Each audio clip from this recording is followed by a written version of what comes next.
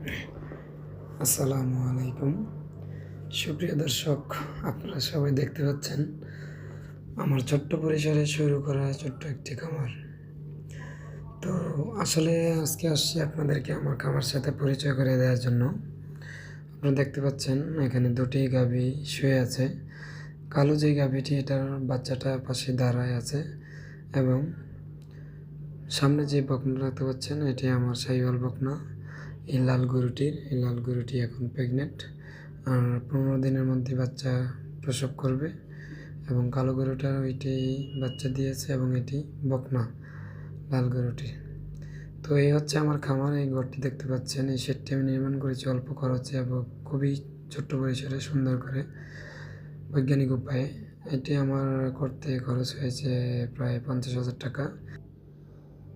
তারপর আমি এই শেডটি করার সিদ্ধান্ত নিয়েছি। তো শেডটি যদিও এখনও করিনি, শুধু চারিটা বানানো হয়েছে। তো আপনারা, আমি যেখান থেকে ভিডিওটি করতেছি যে পাশ থেকে, ওই পাশে ঘরটা বানানো হবে, এই পাশে গরুগুলো বাঁধা হবে এবং এখন গরুগুলো যে পাশে আছে এই পাশটা খোলা থাকবে, দিনের বেলা ওখানে বাঁধবো। যদি প্রয়োজন হয় উপরে একটি চালা দিয়ে দেব, এই আর কি। আর এই পাশে যে পাশটা এখন আমার ভিডিওর শুরু দেখতেছেন আমার করা, এই পাশে আমি একটি চাল দেব এবং মেইন ঘর থাকবে এটি, এখানে 5টি করে রাখা যাবে। তো এগুলো আমার অল্প কিছু টাকায় করা। তো এগুলোর হিসাব নিকাশ আমি পরে আপনাদেরকে দিব, কোন শেডটি করতে কত টাকা গেছে এবং কিভাবে করছি, কোন দিকমুখী করে করেছি, কত টাকা খরচ হইল, কিভাবে করলাম অল্প খরচে, বিস্তারিত আপনাদের সাথে পরে আমি অন্য ভিডিওতে আলোচনা করব। তো আপনারা আমার চ্যানেলটি সাবস্ক্রাইব করবেন এবং পাশে থাকবেন।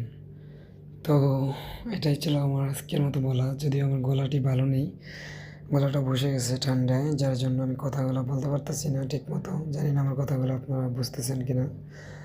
তো আমার ভিডিওটি শেয়ার করবেন, সবাইকে দেখার এমন সুযোগ করে দিবেন এবং আমি আপনাদের কোনো পরামর্শ থাকলে আমাকে দিবেন, কমেন্টে জানাবেন আর শেয়ার করবেন।